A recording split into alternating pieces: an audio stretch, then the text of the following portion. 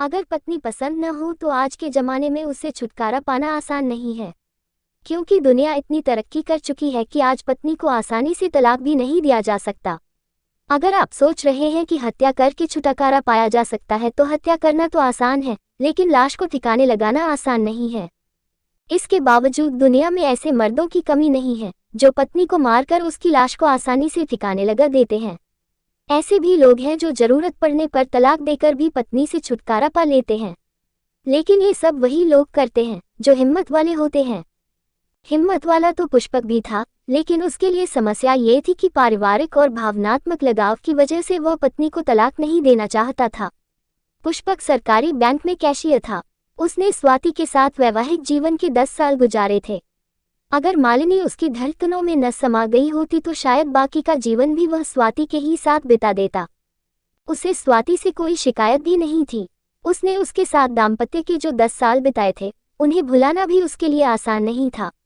लेकिन इधर स्वाति में कई ऐसी खामियां नजर आने लगी थीं जिनसे पुष्पक बेचैन रहने लगा था। जब किसी मर्द को पत्नी में खामियां नजर आने लगती है तो वह उससे छुटकारा पाने की तरकीबें सोचने लगता है।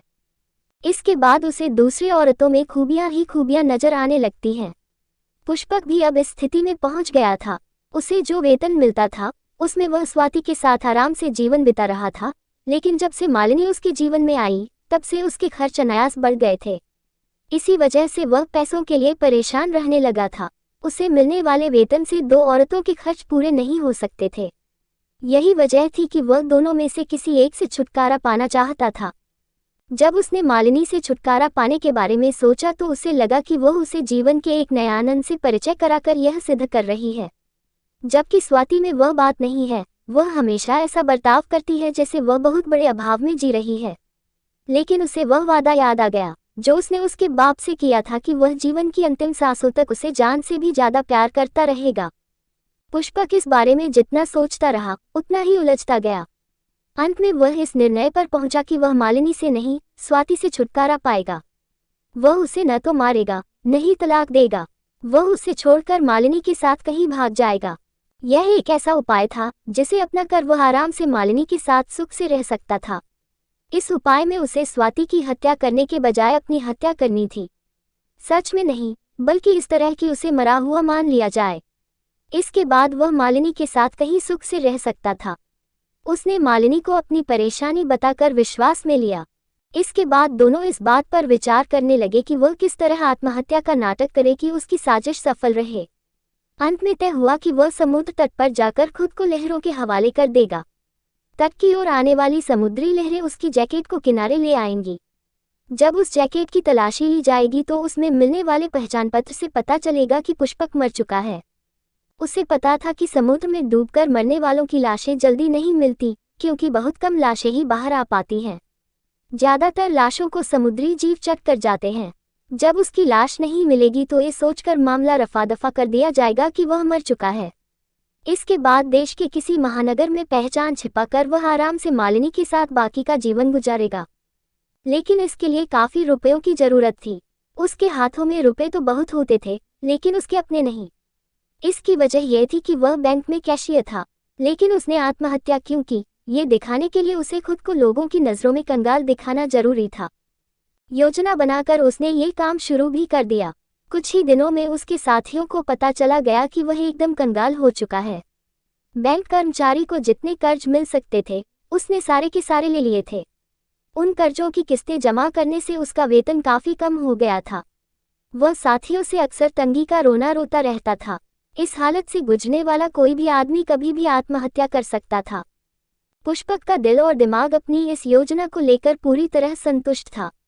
चिंता थी तो बस ये कि उसके बाद स्वाति कैसे जीवन बिताएगी। वह जिस मकान में रहता था उसे उसने भले ही बैंक से कर्ज लेकर बनवाया था, लेकिन उसके रहने की कोई चिंता नहीं थी। शादी के 10 सालों बाद भी स्वाति को कोई बच्चा नहीं हुआ था। अभी वह जवान थी, इसलिए किसी से भी विवाह करके आगे की जिंदगी सुख और शांति से बिता सकती थी। ये सोचकर वह उसकी ओर से संतुष्ट हो गया था। बैंक से वह मोटी रकम उड़ा सकता था क्योंकि वह बैंक का हेड कैशियर था। सारे कैशियर बैंक में आई रकम उसी के पास जमा कराते थे। वही उसे गिनकर तिजोरी में रखता था। उसे इसी रकम को हथियाना था। उस रकम में कमी का पता अगले दिन बैंक खुलने पर चलता। इस बीच उसके पास इतना समय रहता कि वह देश के किसी दूसरे महानगर में जाकर आसानी से छिप सके। लेकिन बैंक की रकम में हेरफेर करने में परेशानी ये थी कि ज़्यादातर रकम छोटे नोटों में होती थी। वह छोटे नोटों को साथ ले जाने की गलती नहीं कर सकता था, इसलिए उसने सोचा कि जिस दिन उसे रकम का हेरफेर करना होगा उस दिन वह बड़े नोट किसी को नहीं देगा। इसके बाद वह उतने ही बड़े नोट साथ ले जाएगा जितने जेबों और बैग में आसानी से जा सके। पुष्पक का सोचना था कि अगर वह 20 लाख रुपए भी लेकर निकल गया तो उन्हीं से कोई छोटा मोटा कारोबार करके मालिनी के साथ नया जीवन शुरू करेगा। 20 लाख की रकम इस महंगाई के दौर में कोई ज़्यादा बड़ी रकम तो नहीं है, लेकिन वह मेहनत से काम करके इस रकम को कई गुना बढ़ा सकता है। जिस दिन उसने पैसे लेकर भागने की तैयारी की थी उस दिन रास्ते में एक हैरान करने वाली घटना घट गई। जिस बस से वह बैंक जा रहा था उसका कंडक्टर एक सवारी से लड़ रहा था। सवारी का कहना था कि उसके पास पैसे नहीं है, एक लॉटरी का टिकट है, अगर वह उसे खरीद ले तो उसके पास पैसे आ जाएंगे, तब वह टिकट ले लेगा। लेकिन कंडक्टर मना कर रहा था। पुष्पक ने झगड़ा खत्म करने के लिए वो टिकट 50 रुपए में खरीद लिया। उस टिकट को उसने जैकेट की जेब में रख लिया। आत्महत्या के नाटक को अंजाम तक पहुंचाने के बाद वह फोर्ट पहुंचा और वहां से कुछ जरूरी चीजें खरीदकर एक रेस्टोरेंट में बैठ गया। चाय पीते हुए वह अपनी योजना पर मुस्कुरा रहा था। तभी अचानक उसे एक बात याद आई। उसने आत्महत्या का नाटक करने के लिए अपनी जो जैकेट लहरों के हवाले की थी उसमें रखे सारे रुपए तो निकाल लिए थे, लेकिन लॉटरी का वह टिकट उसी में रह गया था। उसे बहुत दुख हुआ। घड़ी पर नजर डाली तो उस समय रात के 10 बज रहे थे। अब उसे तुरंत स्टेशन के लिए निकलना था। उसने सोचा जरूरी नहीं कि उस टिकट में इनाम निकल ही आए, इसलिए उसके बारे में सोचकर उसे परेशान नहीं होना चाहिए। ट्रेन में बैठने के बाद पुष्पक मालिनी की बड़ी बड़ी काली काली आंखों की मस्ती में डूबकर अपने भाग्य पर इतरा रहा था। उसके सारे काम बिना व्यवधान के पूरे हो गए थे, इसलिए वह काफ़ी खुश था। फर्स्ट क्लास के उस कूपे में 2 ही बर्थ थी, इसलिए उनके अलावा वहाँ कोई और नहीं था। उसने मालिनी को पूरी बात बताई तो वह एक लंबी सांस लेकर मुस्कुराते हुए बोली, जो भी हुआ ठीक हुआ। अब हमें पीछे की नहीं, आगे की जिंदगी के बारे में सोचना चाहिए। पुष्पक ने ठंडी आह भरी और मुस्कुरा कर रह गया। ट्रेन तेज गति से महाराष्ट्र के पठारी इलाके से गुजर रही थी। सुबह होते होते वह महाराष्ट्र की सीमा पार कर चुकी थी। उस रात पुष्पक पल भर नहीं सोया था। उसने मालिनी से बातचीत भी नहीं की थी। दोनों अपनी अपनी सोचों में डूबे थे। भूत और भविष्य दोनों के अंदेशे उन्हें विचलित कर रहे थे। दूर क्षितिज पर लाल लाल सूरज दिखाई देने लगा था। नींद के बोझ से पलकें बोझिल होने लगी थीं। तभी मालिनी अपनी सीट से उठी और उसके सीने पर सिर रखकर उसी की बगल में बैठ गई। पुष्पक ने आंखें खोलकर देखा तो ट्रेन शोलापुर स्टेशन पर खड़ी थी। मालिनी को उस हालत में देखकर उसके होठों पर मुस्कुराहट तैर गई। हैदराबाद के होटल के एक कमरे में वे पति पत्नी की हैसियत से ठहरे थे। वहां उनका ये दूसरा दिन था। पुष्पक जानना चाहता था कि मुंबई से उसके भागने के बाद क्या स्थिति है। वह लैपटॉप खोलकर मुंबई से निकलने वाले अखबारों को देखने लगा। कोई खास खबर? मालिनी ने पूछा। अभी देखता हूँ, पुष्पक ने हंसकर कहा। मालिनी भी लैपटॉप पर झुक गई। दोनों अपने भागने से जुड़ी खबर खोज रहे थे। अचानक एक जगह पुष्पक की नजरें जमकर रह गईं। उससे सटी बैठी मालिनी को लगा कि पुष्पक का शरीर अकड़ सा गया है। उसने हैरानी से पूछा, क्या बात है डियर? पुष्पक ने गूंगों की तरह अंगुली से लैपटॉप की स्क्रीन पर एक खबर की ओर इशारा किया। समाचार पढ़कर मालिनी भी जड़ हो गई। वह होठों ही होठों में बड़बड़ाए, समय और संयोग। संयोग से कोई नहीं जीत सका। हाँ, संयोग ही है। वह मुंह सिकोड़कर बोला, जो हुआ अच्छा ही हुआ। मेरी जैकेट पुलिस के हाथ लगी। जिस पुलिस वाले को मेरी जैकेट मिली वही ईमानदार था, वरना मेरी आत्महत्या का मामला ही गड़बड़ा जाता। चलो, मेरी आत्महत्या वाली बात सच हो गई।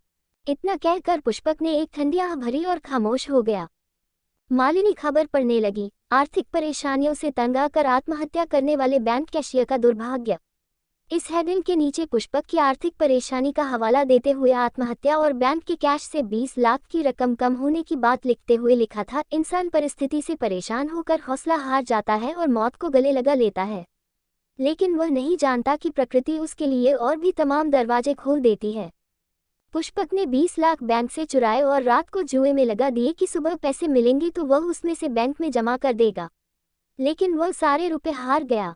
इसके बाद उसके पास आत्महत्या करने के अलावा कोई चारा नहीं बचा, जबकि उसके जैकेट की जेब में एक लॉटरी का टिकट था, जिसका आज ही परिणाम आया है। उसे 2 करोड़ रुपए का पहला इनाम मिला है। सच है, समय और संयोग को किसी ने नहीं देखा है।